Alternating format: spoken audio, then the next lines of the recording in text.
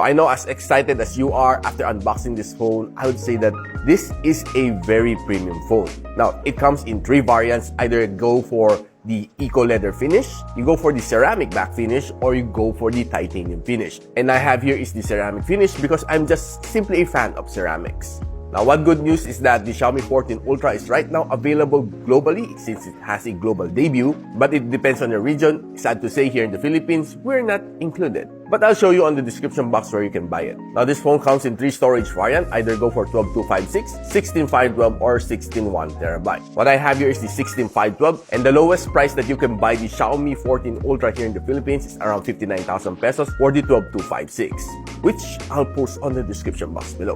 Napag-usapan na natin right now ang kanyang design. This phone is very nice, very sleek. What I like dito sa kanya is in-improve niya over sa Xiaomi 13 Ultra. And yung likod niya is already flat. Wala na siyang hump unlike yung 13 Ultra, which kinda looks weird for me. And kanyang camera sensor remains quite thick. Parang halos hindi nagbago pa rin from the Xiaomi 13 Ultra because of the 450 megapixel sensors dito sa likod. Now, I've tried a lot of phones this 2024 with the big camera bump, Vivo X100 Pro, Realme GT5 Pro, and the Huawei Mate 60 Pro. But none is as thick as this one. Now, one thing na napansin ko sa kanya is parang nag-separate ang kanyang back case dito sa kanyang side aluminum frames. It used to be isang buo siya, no, tinatawag nila unibody, but this one, it seems to me na hiniwalay nila. Makita mo ceramic finish dito, but dito is matte finish. Probably this is a aluminum frame. And one warning that you have to be very careful with this phone is madulas siya. Muntik ko mahulog tong phone na ito, so sobrang dulas ng kanyang likod, which it's a early warning sign. So put on your favorite back case if you get the chance to buy one. Another thing na mapapansin mo rin dito sa kanya is parang may step siya dito sa kanyang side frames. Normally, sa ibang phones or sa Xiaomi 13 Ultra, yung curved sides niya, dire-diretso, seamless yan.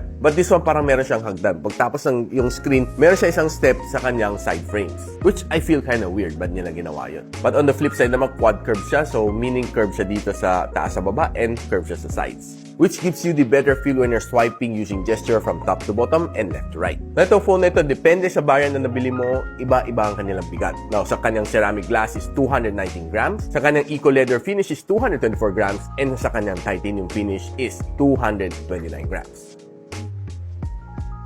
Now, this phone is very powerful, powered by the Snapdragon 8 Gen 3, and bidding around 2.04 million points dito sa Antutu benchmark. And if you break it down, this is what you should get. Now, sa One Dev Extreme, meron siya loop score na 4,884 points and 82.4% ang gana stability. Ito ang score na nakuha na sa Geekbench CPU benchmarking. This phone has a 5,000 mAh na battery, which supports up to 90 watts na fast charging and 80 watts na wireless charging. Now, one thing to love about this phone is ang kanyang display. This phone has a 6.73-inch na LTPO AMOLED display, which can calibrate itself from 1 Hz to 120 Hz ang kanyang screen refresh rate to let you save on battery pag naka-dynamic mode ka. And the phone na ito has a 90% screen-to-body ratio, and it has a maximum brightness of 3000 nits, which is perfect when you're watching HDR content. Now, kanyang glass protection is being protected by the Xiaomi Longjing Glass Protection, or what you call the Xiaomi Shield Glass. And I believe that this one has a 10 times more protection sa kanyang glass compared to its predecessor. Ang kanyang side is aluminum frames, and ang kanyang likod is ceramic back, depending on your variant. And currently, itong phone na ito is running Xiaomi Hyper OS inside Android version 14, which wala naman ako na-feel na bugs while I'm using it. Kasi itong phone na ito has 2 loudspeakers, 7 holes dito sa ilalim, and 5 holes dito sa ibabaw. Try lang natin kung gaano kalakas pag sinagad natin, no? And by the way, it's being calibrated by Dolby Atmos.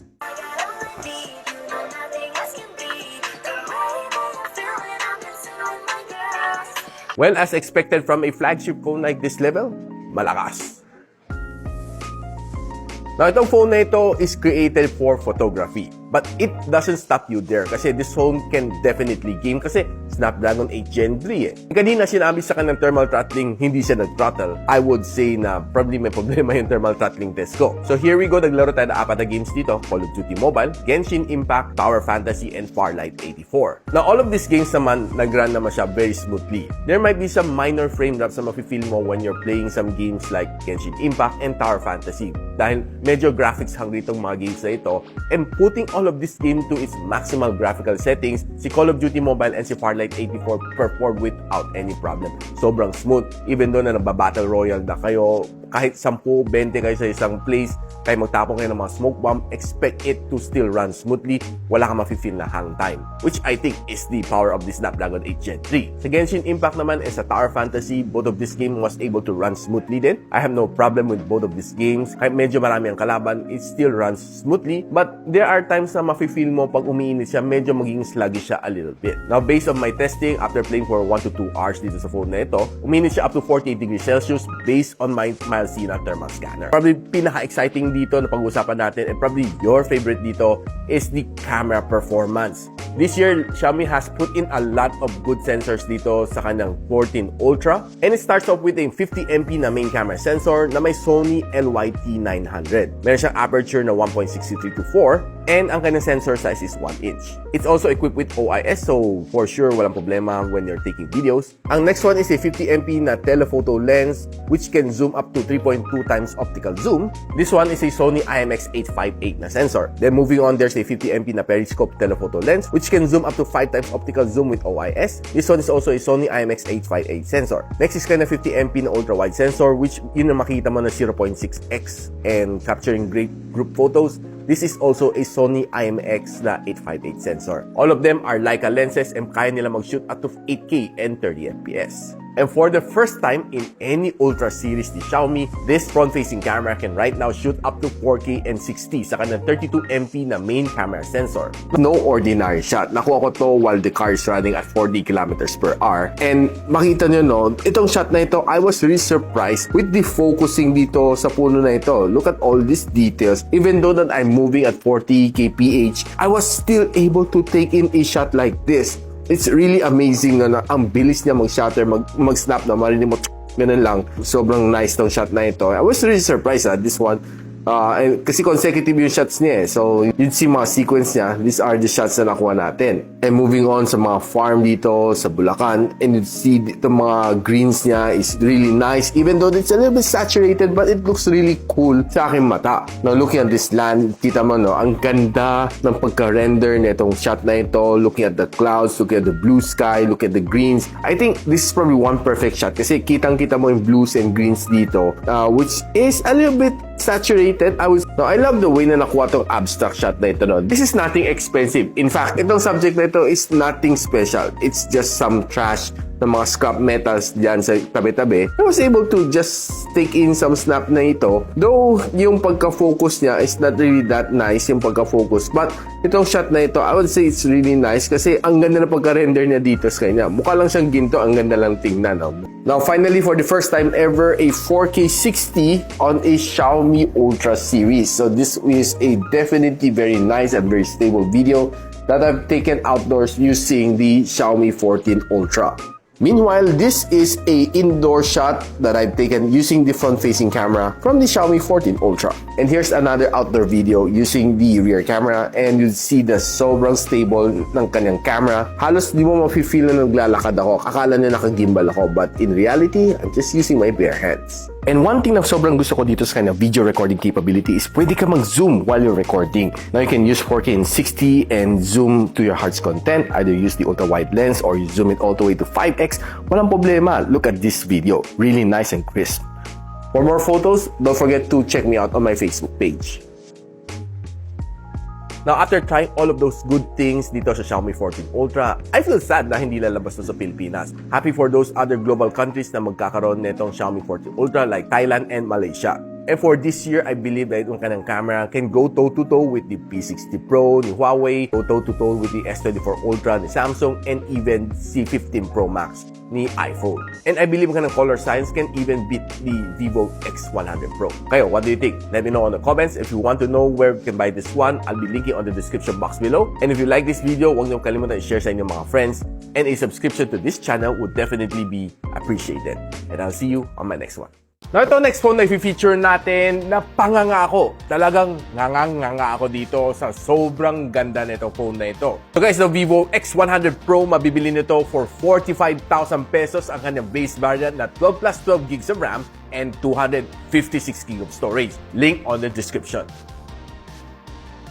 Na pagdating naman sa kanyang design, there's no doubt na medyo malam Mate 50 Pro ng Huawei ang itsura nito. Medyo kinopya niya pati ang kanyang color na orange, though this is not a vegan leather finish. I think it's something like rubberized na synthetic na rubber dito sa likod, which gives you a very nice grip. And what I like dito sa ibabaw, nakaprint dito, professional photography. So meaning ang target market nito phone nito ay para sa mga professional and mga non-professional na mahilig sa photography. Kahit simpleng point and shoot lang dito sa phone nito, maganda ang makukuha ko dito. Now, ito phone nito also featured a curved screen glass, so definitely it's very nice for me. Personally, based on my personal preference, mahilig ako sa mga curved screen na phones. So swiping from left to right, right to left, sa mga kanto, walang sabit. Siguro, isa sa mga reklamo ko lang naman dito sa kanyang front-facing camera is hindi ganun kaliit ang kanyang punch hole. Other than that, goods na goods ang kanyang screen.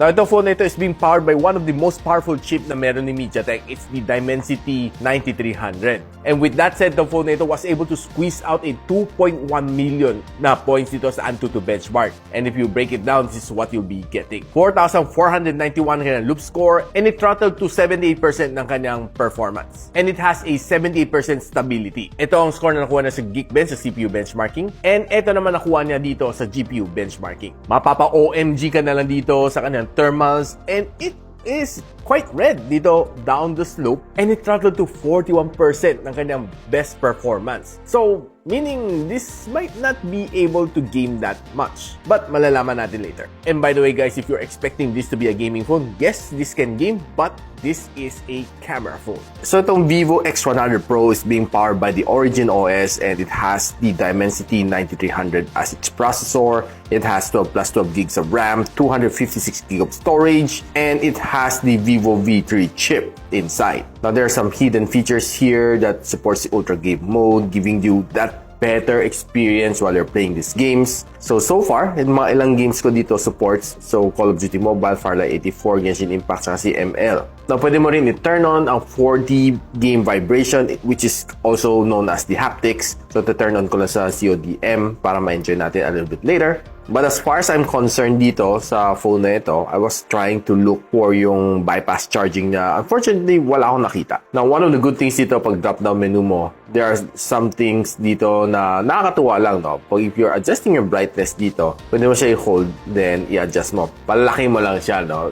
Wala lang, trip lang. Then, kung gusto mong punta sa sounds, you can long press para i-select ko ng mga speaker na nakakapit sa kanya. Now, equally said, kung gusto mo i-check yung battery saver, just hold, papasok siya sa battery mode. Then, you can also turn on your boost mode dito to give you that better experience dito sa iyong phone. And those are some of the tricks na pwede mong magawa dito sa Origin OS 4.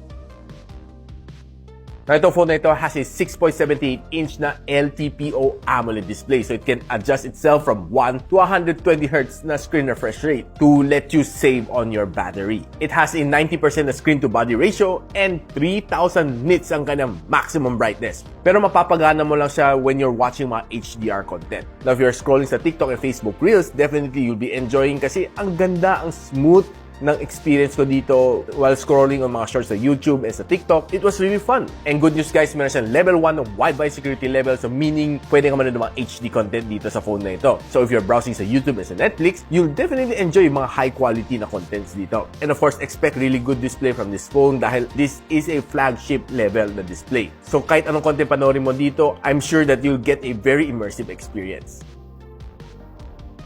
So since meron siyang stereo speakers, pakinggan lang natin kung gaano kalakas ang kanyang loudspeaker.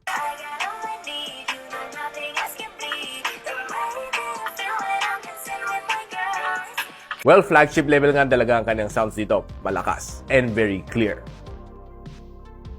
So let's head on over to try some games dito sa phone na ito. I know that this is a camera phone, but we want to try out kung gaano kaganda ang kanyang gaming experience dito. So I played 3 games dito, Call of Duty Mobile, Genshin Impact, and Farlight 84. So sa Call of Duty Mobile, setting to all high settings, expect a really nice experience dito. Halos wala ka ma-feel na frame drops or lags dito when you're playing mga VR matches, mga ranked matches. Expect really nice graphics and really nice experience dito sa kanya. And if you're playing Farlight 84 naman dito sa phone na ito, with all high settings naman nakaset din dito, expect the experience is really immersive. Now, even na naglalaro kami ng mga battle royals dito and medyo marami kami on a certain place, magtapon ka pa ng smoke bomb and other mga effects, wala akong na-feel na frame drops dito sa kanya, which is definitely as expected from a chip like MediaTek Dimensity 9300. And of course, Genshin Impact, smooth din ang kanang gameplay, setting to all high settings. Wala akong naging problema din dito sa game na ito. It gave me a really nice experience even after 1 hour. And after playing for several hours dito sa mga games na ito, ang pinakamainit na achieve ko sa Genshin Impact is around 45 degrees Celsius based sa aking mild C na thermal scanner.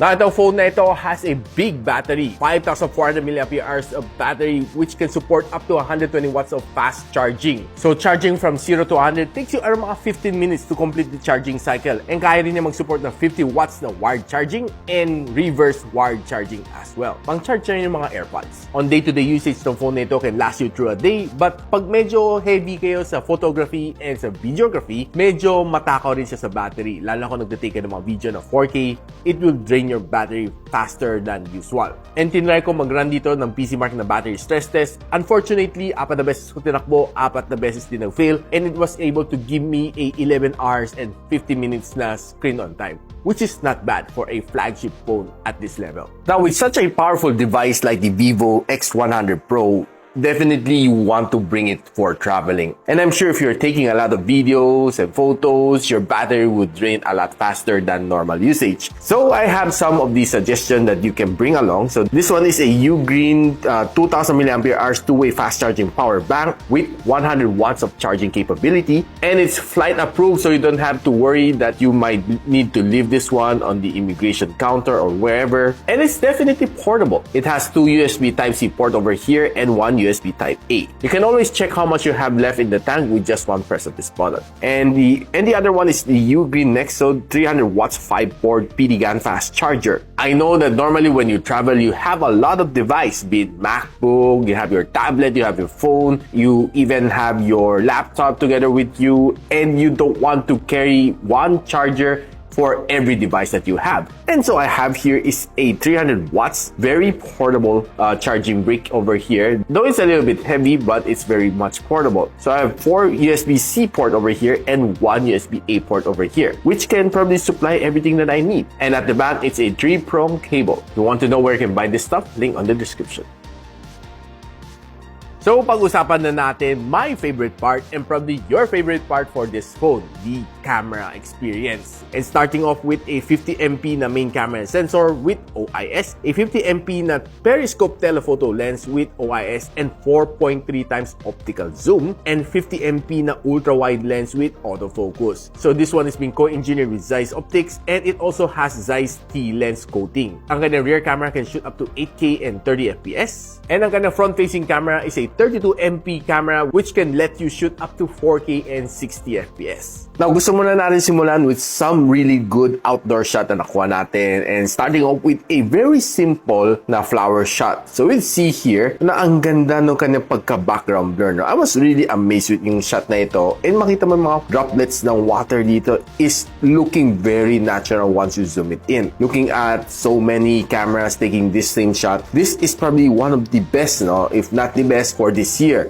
And kita mo lahat ng details dito, ang ganda. Plus, if you zoom it a little bit more, you'll see a little bit more details than usual. Now, equally said din dito, I think medyo mas dramatic ang shot na ito as compared sa mga ibang mga cameras na taking this same shot. You see mga alambre dito, mga ugat dito, plus mga vines is looking very nice and very natural and very detailed as well. Now, playing along with the other lenses, this is the ultra-wide shot, the normal shot, 2 times zoom, 4 times zoom, and 10 times zoom.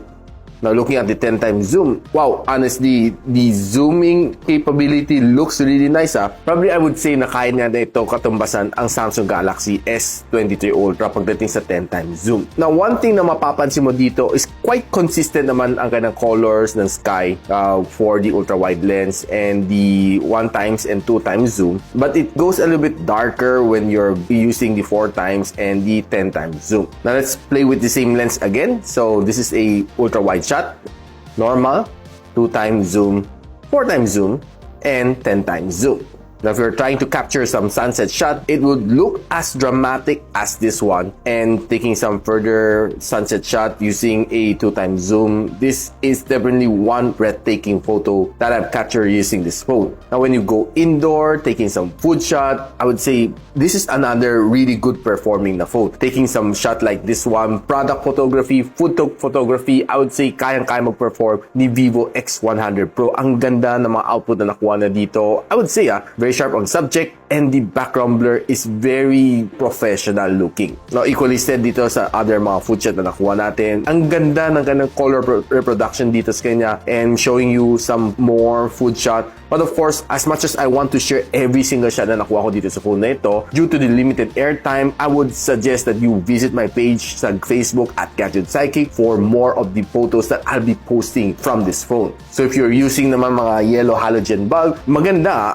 Honestly, there are some other cameras, pag tinapat mo ng halogen bulb na dilaw, nagiging yellowish ang photo, but not dito sa Vivo X100 Pro. Ang ganda ka ng pagkatimpla ka ng color. For this, I'm not quite sure, I think last na shot. And taking some of these sashimi shots, it looks really, really nice. Now, looking at some indoor flower photography, you'd see na honestly, magandang mga details na makukuha mo dito. And I rarely say na sobrang ganda isang camera unless talagang sobrang ganda niya.